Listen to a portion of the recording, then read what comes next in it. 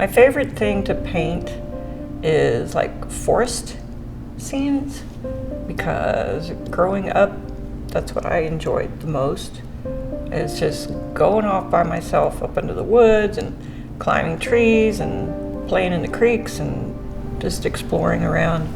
And so that kind of brings back some of the happier times that I had. I also like painting beach scenes. We'd go down to the beach and I would just sit there and let the waves come in and hit me, and just, it was kind of serene, and just the beauty of hearing the birds calling, all the shorebirds and everything. And that's one of my favorite places too. So I kind of live vicariously through painting it. My name is Kathyna Hatla, and I have been painting since 1983. I am always in a certain amount of pain. My shoulder joint is always hurting, and so the most I can tolerate is maybe about 2 hours at a time lifting. I'm holding my arm up, and then I have to go take a break. And it's really slow going, because since I just have this one hand, thumb, and these two fingers, I have to, like, it's really hard to open the tubes and squeeze them and prep the canvas, and it's just pretty slow going. This one took me about 4 months. I take snapshots and show them online. I have people that say, "Do you have these available for sale?" I said, "Not at the moment, but at some point I might like to have a little exhibit somewhere, if that would be even possible."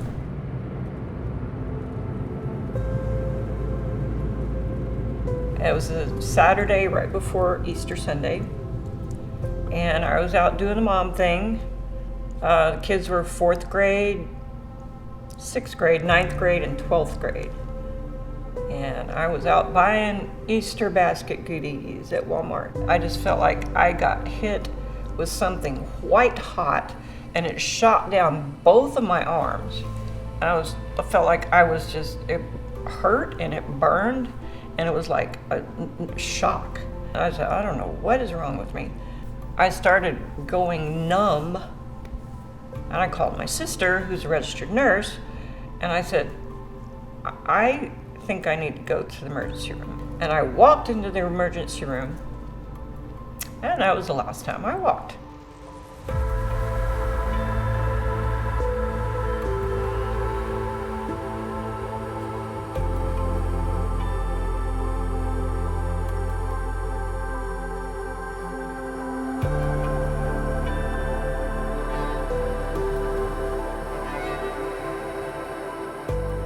I was just in shock.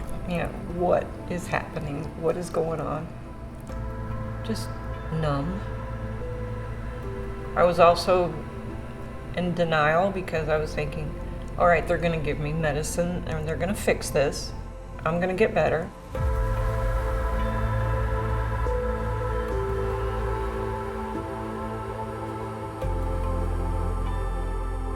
I had the physical therapy with my legs, the range of motion and things. I did the occupational therapy. We had exercise, but I don't remember anybody really addressing the mental aspect of it.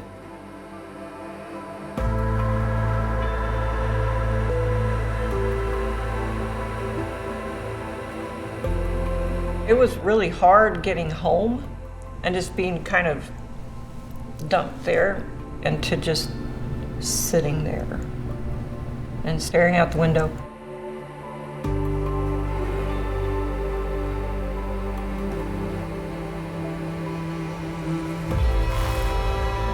No one handed me an instruction manual on, well, here's what you do now that you're disabled.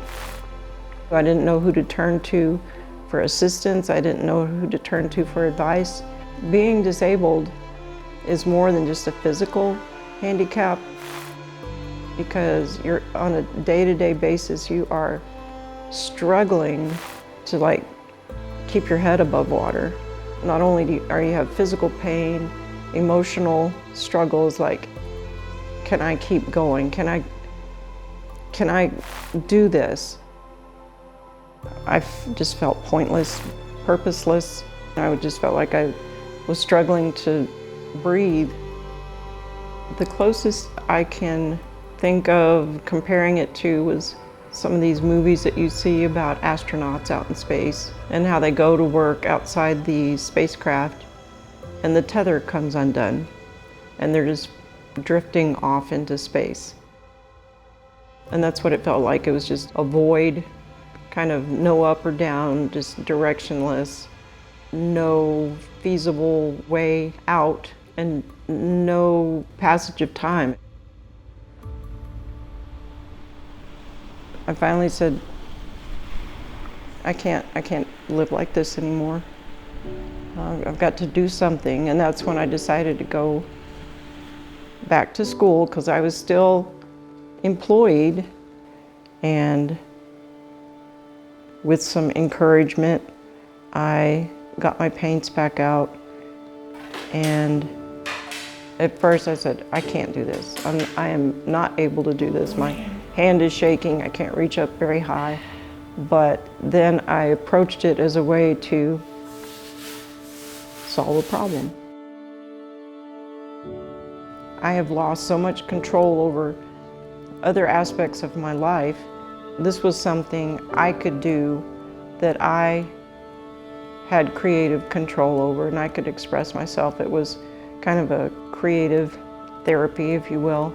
And I could choose the colors, and I could choose the paint strokes, and I could choose the picture I wanted to express. And it was just going through the motions and, blending the colors and getting the shadows and the light coming through the leaves going in the right direction. It was just a very calming, tranquil way to put my mind to something and take it off of all the other things. It's a constant struggle. It's not like, hey, I've arrived, I've beaten this, it's over and done with. It's something I struggle with every day.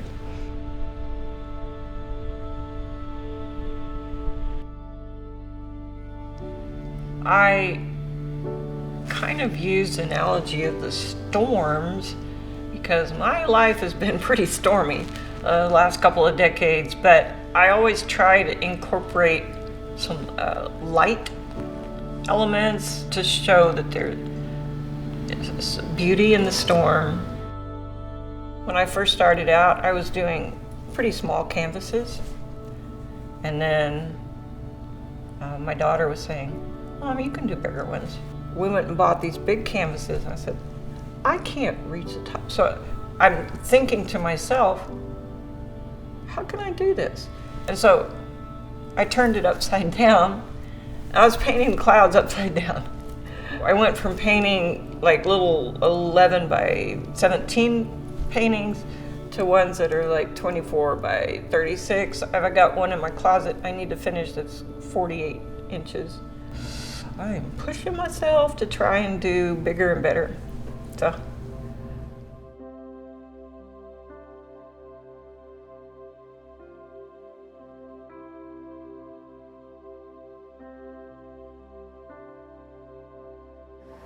It's like unreal. It's just that I can't believe that stuff that I just did kind of as a hobby is actually on exhibit here. So it's a little overwhelming that it's actually going to be up here for a couple months for people to look at. The amount of time and effort that went into preparing the artwork for this exhibit took literally my whole life. Each one is, I just put my heart and soul into it.